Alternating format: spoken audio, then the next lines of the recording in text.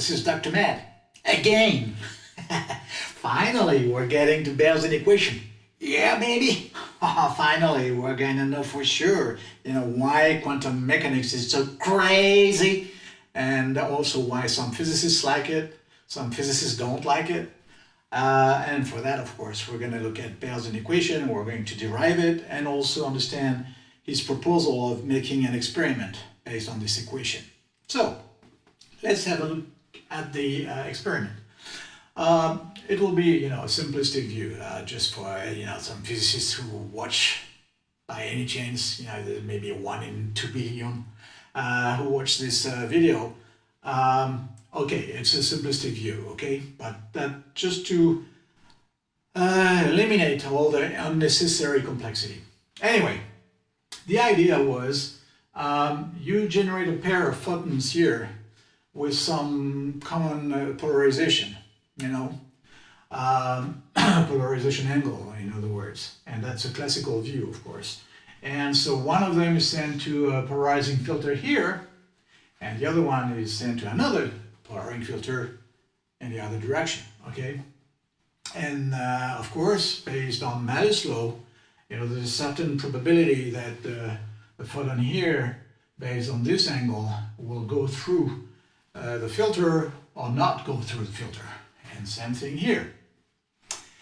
But the quantum mechanics view was different. First of all, we have to understand that when the photons are created, their polarization is purely random. It can be anything. And therefore, there's a 50-50% chance that it will go through or not go through the filter here. Okay?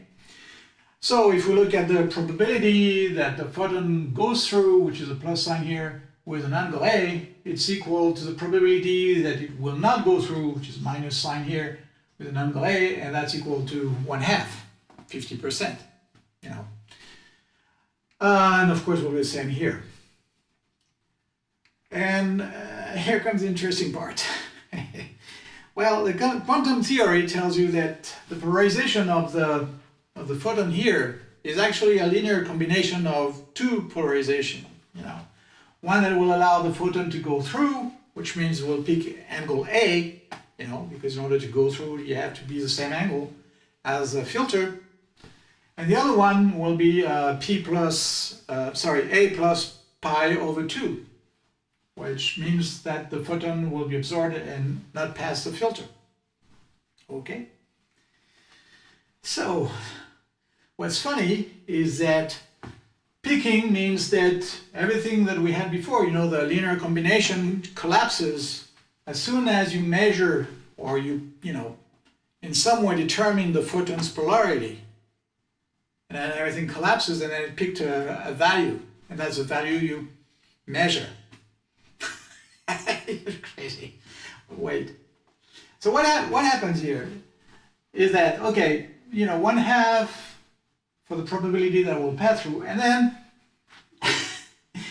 then it says to its friend here, hey dude, I've picked angle A, so since we're entangled, you better take the same angle, so you take angle A. And the guy here says, yeah, no problem. I will take angle A. It's crazy. And therefore, according to Malus law, the probability that it will go through will be cosine square of AB. Yeah, sure, makes sense, right? No, okay. Anyways, it's even more tricky here. So this is a probability that, none of them will go through. So again, the probability it will not go through here will be 1/2. And then that means that it picked, angle A plus pi over 2. So, hey dude, you should take A plus pi over 2 angle. Sure, no problem. Now, you have to remember that the sine of A plus pi over 2 equals cosine of A. Okay, so based on that and the fact that here we don't want this photon here to pass, because we have minus sign here, that means we use a 1 minus sine square probability, and that will yield this result, of cosine square of AB. Cosine square of A plus pi over 2B is equal to cosine square of AB. Yeah. Yeah, sure, no problem. That's quantum physics. Anyway, same way, you have the probability that one goes through, the other one doesn't go through. Well, 1/2, 50% chance, and then doesn't pass, therefore it will be 1 minus cosine square. That's equal to sine square, and therefore the result is 1 over 2 times sine square of AB, and same thing for this. All right? Anyway. Okay, so we've defined these probabilities. Now, this is not very interesting actually. Well, I mean, it's fun, but what we really want to understand is a correlation of the results we're going to see, on both sides here. Why? Because, since this is random, this does not give us a lot of information, unfortunately. However, looking at the correlation between the results we get there and the results we get there can be very interesting, as we'll see. So, for that, we define a correlation coefficient called K. So the correlation coefficient K, based on the assumption that here there's an angle A and here there's an angle B, will be equal to this. So what does that mean? Well, that means, if you want those results to be correlated, that means that both photons were going through the filters, or both of them did not go through the filters. Okay, and from that you have to subtract the probability that one of them was going and the other one was not going, which means in that case they are not correlated, which is why we have a minus sign here and same thing there. And with nice colors, nice colors, because then I'm going to replace those values based on these formulas here with those values. And if you look at that, this is finally equal to cos square minus sine square of the angle here.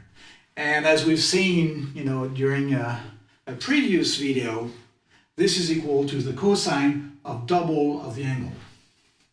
So we'll have to remember that. This is the derivation of what happens when we assume quantum physics is correct. Okay. But then Bell said, of course, this is so crazy, okay, take that angle, okay, I'll take that angle. But what if, there's like 1,000,000 miles here? I don't care, at the same time that you decide that, I will do the same. Yeah, right. Well, anyway, I'm sorry, I should be serious. I am very serious, of course. But Bell said, well, that doesn't make sense. And actually, what I think is missing here is the fact that, in fact, this is not what happens. What happens is that there is a polarization here, which has been decided in some way, the information will be conveyed on both sides here.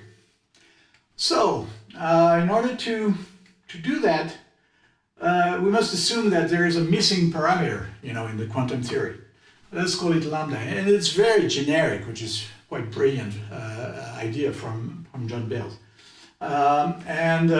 So we can say that measurements depend not only on relative angles, but also on a hidden parameter, lambda. And lambda will keep that information of, common polarization so that when both photons hit their filters, well, they know what to do. So he said, well, let's call A of lambda and A the result that we get on polarizing detector or filter A, and that will be equal to +1 if the photon goes through and -1 if the photon is absorbed and does not go through. And same thing here for B, okay?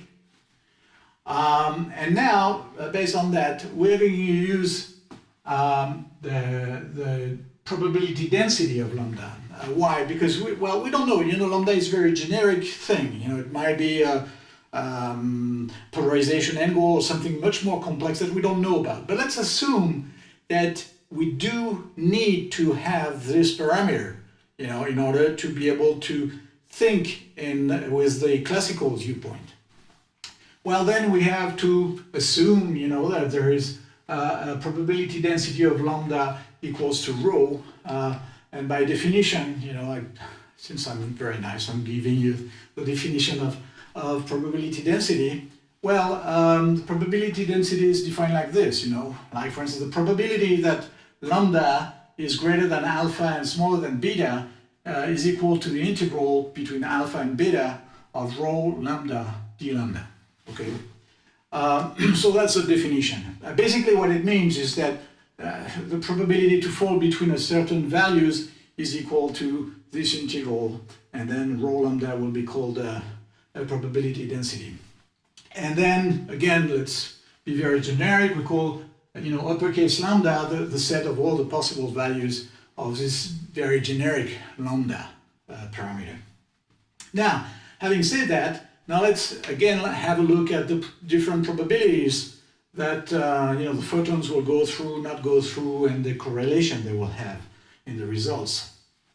So with this idea here of a hidden parameter, we can say that the probability that the photon on the left will pass with the angle A in the left filter will be equal to the probability that lambda takes some value based on the probability distribution multiplied by this. Why? Because if this is equal to +1, then this will be equal to 1, which is what we want, because we want the probability that the photon goes through. And if this is equal to -1, well, this will be 0, which is also what we want, since we still want p plus a, okay? And then, of course, we can do the same thing for b here. And similarly, here we can define, the probability that both photons go through with the angles a and b. And that's, the probability that lambda takes a given value, and then you use that value here and assume in both cases that the result you will get will be positive. And finally, we also calculate the probability that one goes through and the other doesn't. So same thing, lambda, then the left photon goes through and the right photon doesn't go through. Okay, because this is equal to 0 if b equals +1 and to 1 if b equals -1. And let's see what happened with this now. So okay, the same thing here. Okay. So let's use those. Okay.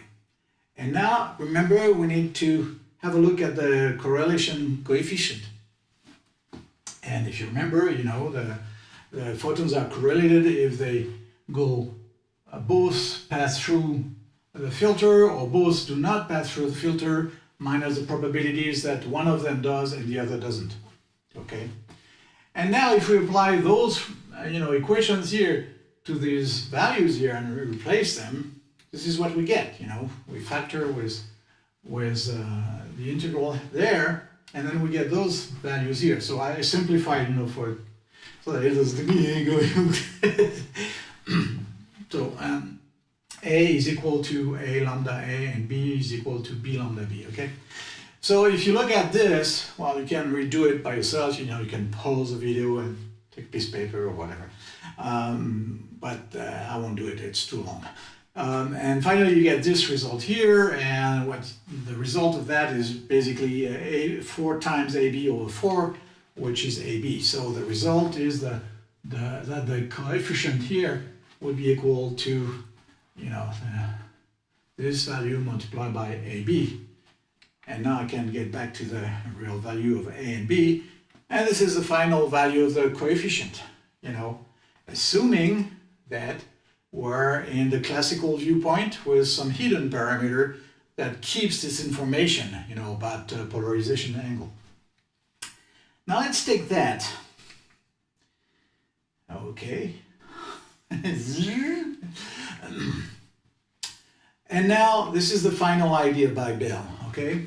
He said, okay, we're going to make an experiment, and in this experiment we're going to consider two sets of measurements. We're going to use angles A and A prime on the left filter, and B prime on the right filter.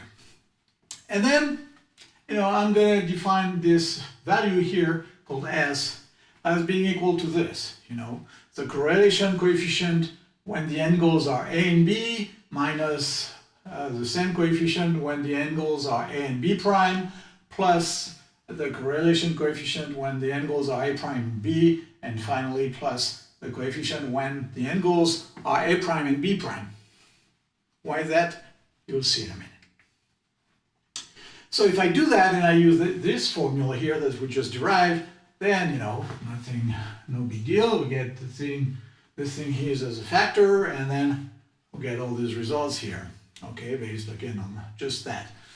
And if you look, closer at those values here, they all take -1 or +1, and in fact, the result of this will be either equal to -2 or +2.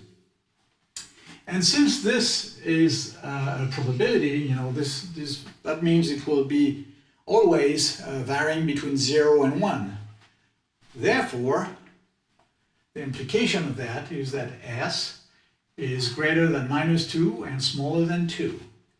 And that, my friend, is the Bell Inequation. All this for that. Yeah, this looks pretty simple. Well, -2. Okay, well, but wait a minute. Let's see what the conclusions we can base on that. Well, the first one, based exactly on that, is that for a theory with hidden variables like, Einstein's theory, the classical viewpoint, then, the absolute value of S is smaller than 2, smaller than or equal to 2, right? Yeah. But in quantum theory, we've seen that this coefficient here was equal to cosine of the double angle AB. So if we take the same, S here that we had in this case, of the classical theory, but that we use the quantum derivations and quantum equation that we found before, then the S in that case, which is the SQ, which means, the S in quantum theory, will be equal to, well, this minus this plus this plus this. And that, my friend,